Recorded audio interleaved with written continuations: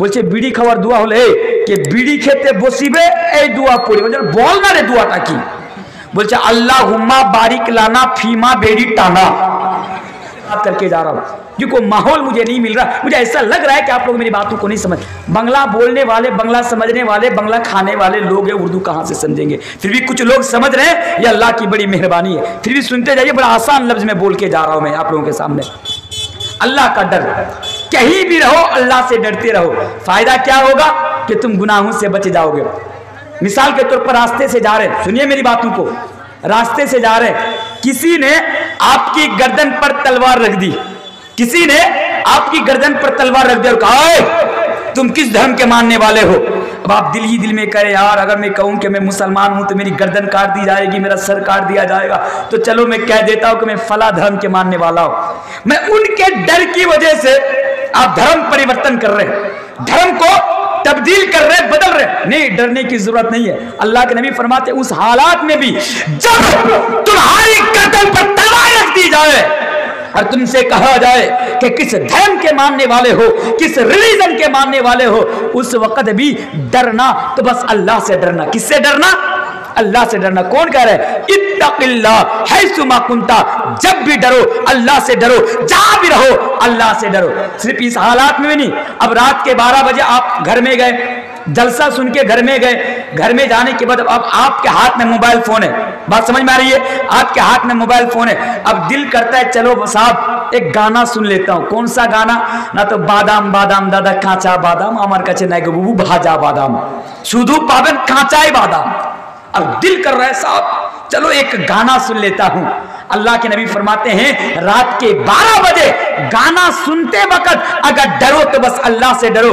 क्यों? जब तुम अल्लाह से डरोगे ना तो गुनाहों से बच जाओगे। इसकी एक मिसाल देके जाता हूं, एक बड़ी जबरदस्त और बड़ी प्यारी हदीस में आपको सुना कर जाता हूं। यह हदीस इब्ने माजा की हदीस है और हदीस के रावी हजरत सौबान रजी अल्लाह तआला अन्हु है। अल्लामा अलबानी रहमतुल्लाह अलैह इस हदीस को सही करार देते। जरा हदीस पर जरा गौर कीजिए और हदीस को जरा सुनिए। अच्छा बताइए इंसान कितने प्रकार से गुनाह करते हैं?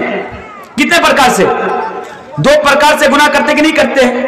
इंसान 2 प्रकार से गुनाह करते हैं। एक होता है जाहिरी तौर पर गुनाह करना और एक होता है बातिनी तौर पर गुनाह करना। बात को सुनिए, हदीस को सुनिए।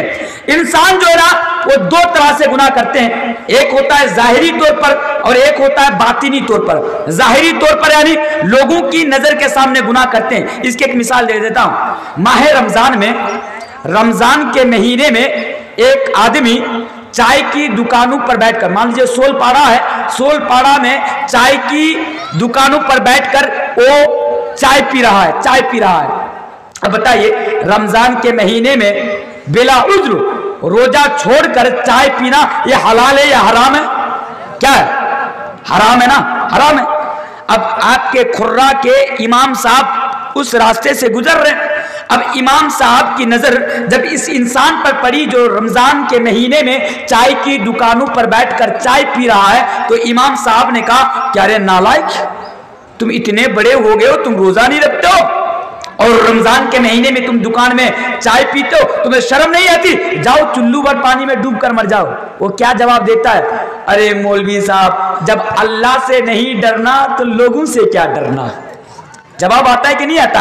अरे मौलवी साहब जब अल्लाह से नहीं डरना तो लोगों से क्या डरना, ये जवाब आता है। तो ये होता है जाहिरी तौर पर गुनाह करना, ये होता है जाहिरी तौर पर गुनाह करना और एक होता है छिप कर गुनाह करना। मसलन मान लीजिए मिसाल के तौर पर आपके खुर्रा में जो इमाम साहब है ना वो बीड़ी पीते हैं, वो बीड़ी पीते हैं। माफ कीजिएगा अगर इमाम साहब मेरे नजदीक हो तो मैं मिसाल देके जा रहा हूं, ये मत समझिएगा कि खुर्रा के इमाम साहब बीड़ी पीते हैं। मैं मिसाल देकर जा रहा हूं, फिर हदीस में समझाऊंगा, हदीस सुनाऊंगा तो आपको बात समझ में आएगी।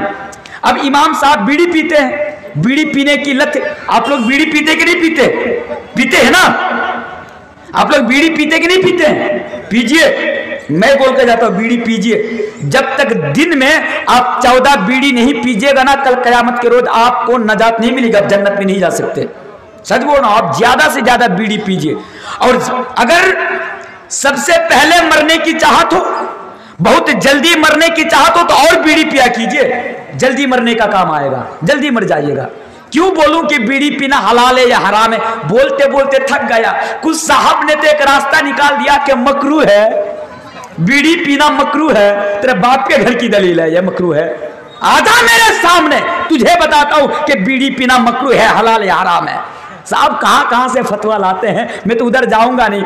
बस इतना समझ के, इतना बोल के जाता हूं कि ज्यादा से ज्यादा बीड़ी पी जरा, दुआ पढ़ कर बीड़ी पीजिए। बीड़ी पीने की दुआ जानते कि नहीं जानते? जानते बीड़ी पीने की दुआ? नहीं जानते? अरे साहब बीड़ी भी पीते और बीड़ी पीने की दुआ नहीं जानते? तो सुनिए, मिसाल देके जा रहा हूं। एक साहब है ना, एक नौजवान है, मैं बंगला में बोल दूं उदाहरण, सब समझ में जाएंगे। একটা যুবক ছেলে, আলহামদুলিল্লাহ আমাকে বাংলাভাষী, বাংলা বলতে পারি। তো একটা যুবক ছেলে আমার কাছে এসে জিজ্ঞাসা করছে যে তানভীর সাহেব আপনাকে একটা প্রশ্ন করতে চাই। আমি বললাম কি প্রশ্ন বলো? বলছে আচ্ছা বলুন তো ভাত খাওয়ার কি দোয়া আছে? আমি বলছি আরে না লাইক তুই একদিন দোয়া পড়িসনি, দোয়া না পড়ে তুই ভাত খেয়েছিস? তো বলছি আমি তো দোয়া জানি না। আমি বলছি হ্যাঁ রে ভাত খাওয়ার দোয়া আছে। বলছে মৌলভী সাহেব দুধ খাওয়ার দোয়া আছে? আমি বলছি হ্যাঁ দুধ খাওয়ারও দোয়া আছে। তো আবার বলছে মৌলভী সাহেব বিড়ি খাওয়ার দোয়া আছে? না লাইক কোথায় কার বিড়ি খাওয়া আবার কোনো দোয়া হয়? তো বলছে না মৌলভী সাহেব বিড়ি খাওয়ার দোয়া আছে, আপনি তাহলে জানেন না। আমি বলছি আচ্ছা বিড়ি খাওয়ার দোয়া আছে? দুইবার ফজিলত করেছি, 14 বছর মাদ্রাসাতে পড়াশোনা করেছি, ইসলামকে নিয়ে এখন রিসার্চ করছি, আর তুই বলছিস বিড়ি খাওয়ার দোয়া আছে আর আমি জানি না? আচ্ছা তুই বলতো বিড়ি খাওয়ার দোয়া কি? বলছে বিড়ি খাওয়ার দোয়া হলে কে বিড়ি খেতে বসিবে এই দোয়া পড়ি। বল না রে দোয়াটা কি? বলছে আল্লাহুম্মা বারিক লানা ফিমা বেড়ি টানা। বলছে এটা বিড়ি খাওয়ার দোয়া, তাই বিড়ি খাওয়ার আগে দোয়াটা পড়ে নেবেন। লাভ কি হবে? ক্যান্সার তো হবে, এটা আলাদা ব্যাপার, তাড়াতাড়ি মরবেন, এটা বেনিফিট হবে। ওই জন্য বেশি বেশি বিড়ি খান, একটা শেষ হবে আরেকটা খান। এমন মাথা মোটা লোক আছে, বলতে লজ্জা লাগছে যে বিড়ি না খেলে দেখা তার হারা হবে না। এত বড় নালায়, ওই বিড়ি নাকে একটু গুগলে উঠিয়ে খেলিস, সবচেয়ে বেশি ভালো হবে।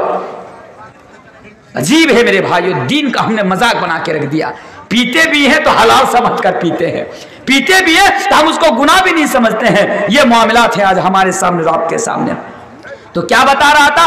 एक होता है जाहिरी तौर पर गुनाह करना और एक होता है बातिनी तौर पर गुनाह करना। तो जब इमाम साहब बीड़ी पीते हैं, अब इमाम साहब समझते हैं कि अगर मैं लोगों की नजर के सामने अगर बीड़ी पीऊंगा तो लोगों की नजर में मेरा मकाम घट जाएगा, मेरा मर्तबा घट जाएगा।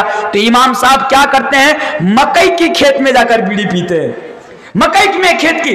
अब मान लीजिए इमाम साहब के मोबाइल में मोबाइल है, अब इमाम साहब भी गाना सुनते हैं। अब इमाम साहब बोलते हैं कि मैं तो गांव का इमाम साहब हूं, अगर मैं गाना सुनूंगा लोगों के सामने तो लोग तो मुझे बुरा कहेंगे, लोग तो मुझे मस्जिद से निकाल देंगे। तो इमाम साहब ईशा की नमाज पढ़ाकर जब घर में सोने के लिए जाते हैं तो वही इमाम साहब गाना सुनना लगते हैं। अजीब अजीब गाने हैं, बादाम बादाम हैं और पुदीना पुदीना ले ले पुदीना, अजीब अजीब के गाने हैं। डीजे वाले बाबू मेरा गाना बजा दे, अजीब अजीब किस्म के गाने हैं। अब इमाम साहब सुनने लगते हैं। मेरे भाइयों अब हदीस सुनते जाइए, हदीस।